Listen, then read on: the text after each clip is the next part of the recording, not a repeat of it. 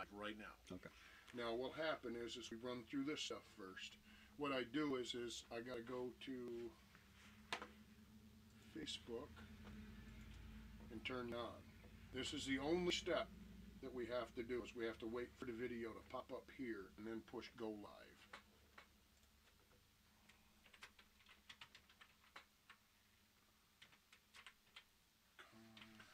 And this will be the comments over here on the side. Yes, here. Once it goes up, I'll bring that up for you over there once we get you going live. Okay. I'll just put that one, just so it's there. So now you can go live. Yeah, he'll be the first one, that's good. Right, and then we'll just go like this, and now your comments should pop up over here. Now that it's live, I usually give it a couple of minutes and gets it working before I go. I leave this up. That way, this is the only thing they're seeing. There's no audio. At this time, the way I have it set up, the only time there is audio and the microphones are working is when you're on your show. And I will get all this other stuff figured out later. Like I said, I had to redo everything. Okay, so now that you're on,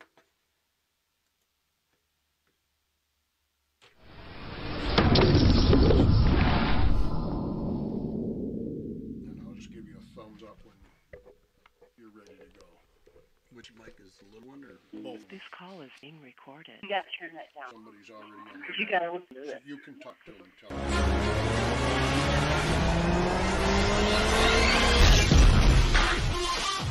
Hello?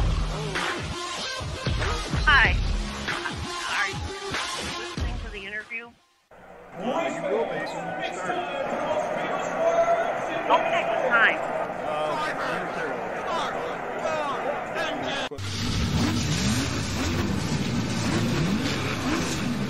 Great, thank you. This is the interview. Strap on your helmets and rev up your engines for Wheel People with Ed Lamberton. Okay. 2 hours of local dirt track racing. Ed Lamberton touches on local racing in and around the area. Wheel People is brought to you by Four Corner Tire, Elmo's Auto Body, Sampson Motor Car, Tanner's Lumber, and Adirondack Harley Davidson, where the mountain meets the road. Now, with your racing news, fast Ed Lamberton. Okay, so if I go to Facebook, that's what I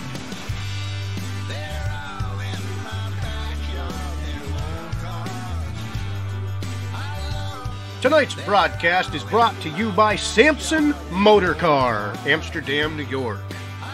Four Corner Tire, do I hit anything in particular when I get there? Elmo Speed and Supply,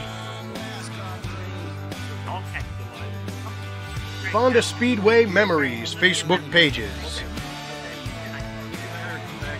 Adirondack Harley Davidson, where the mountain meets the road, and Dairy Frost. Thank you for tuning in to Wheel People with Ed Lamberton. Now back to our show. Here. I didn't see it on there. Okay. We're ready? Yep. And a good evening, everyone, and welcome to the first of the rest of the season, we hope. Got to get used to, we got all new equipment here, and whoop, there we go. I don't know. Right. I hope you're still seeing me, because I'm not, but there we go. Okay. Enough to get used to those. Nope. There we go. Okay. Now this will have about a 30-second delay from when you're talking, but I can see it's that. muted, so. I got you. Okay. All right, so this is going to be a little weird. I'm looking at myself talking 30 seconds later, but anyhow, we'll figure this all out as we get going.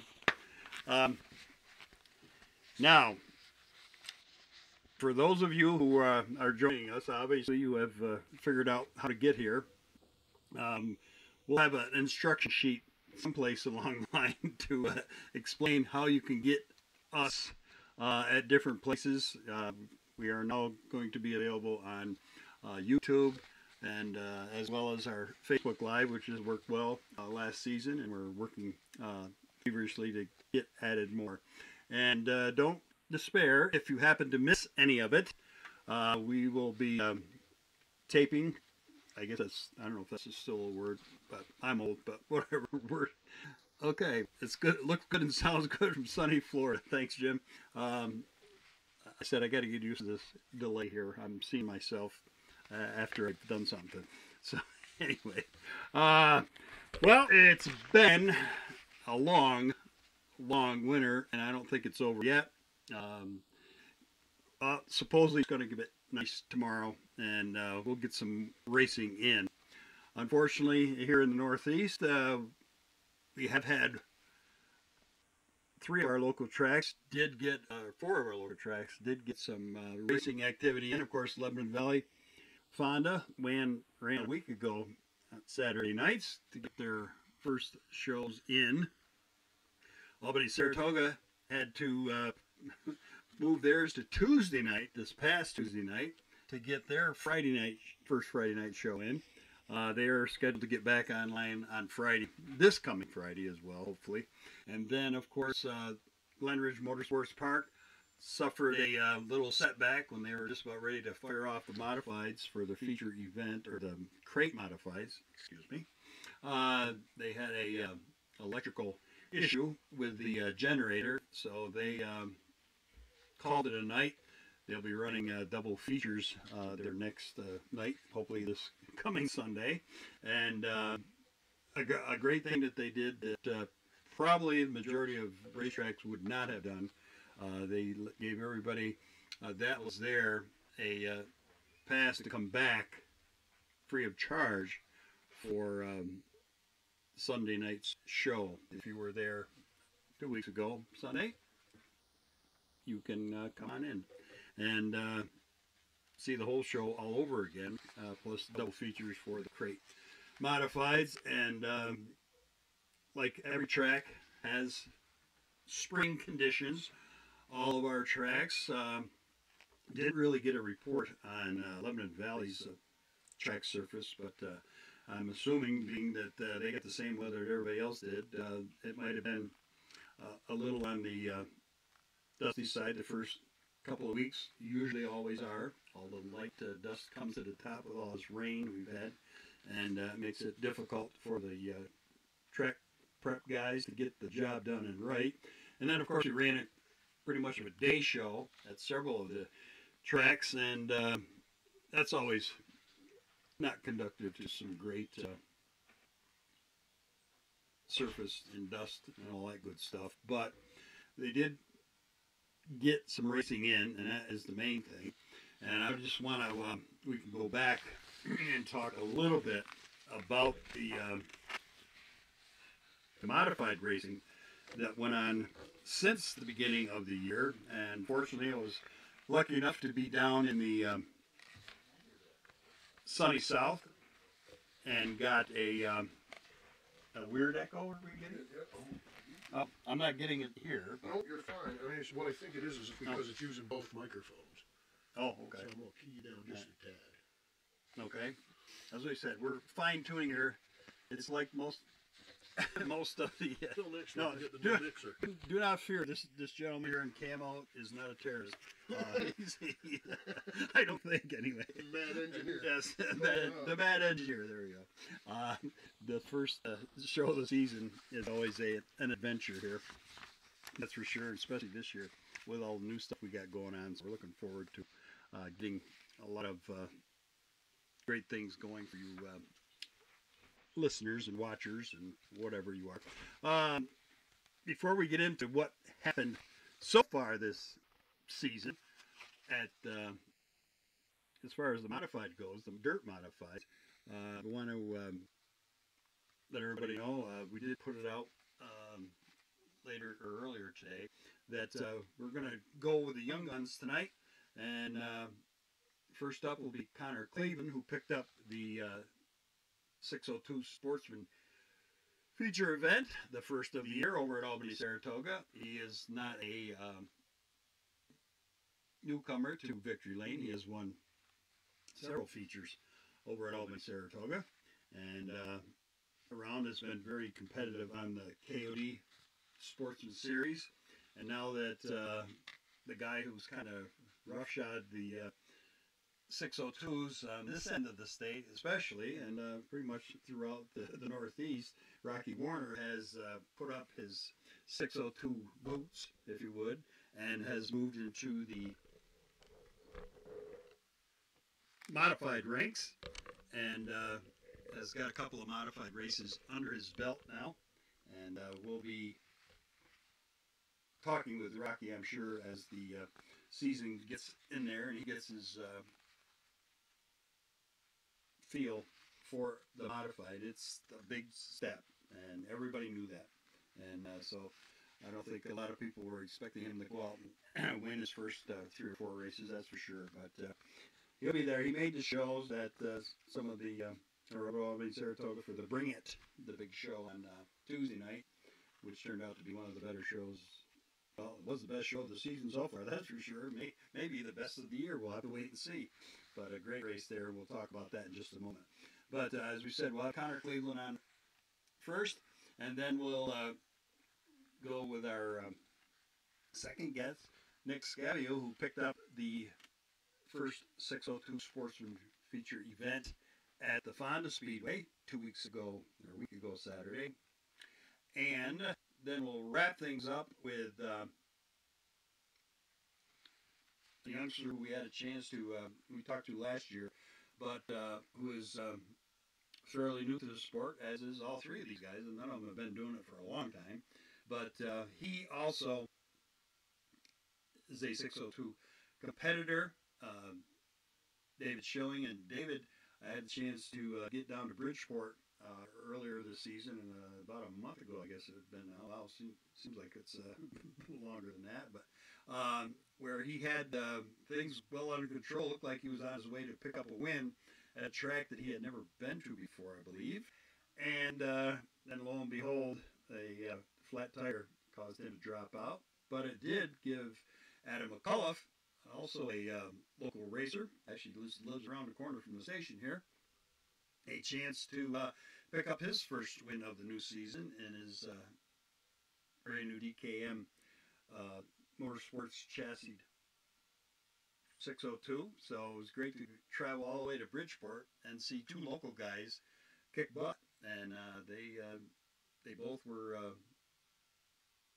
very competitive, as you said, both running in the front when it was all said and done, except for Schilling, of course, with the flat tire. But great to travel down and see that our local guys getting the job done out of state, that's for sure.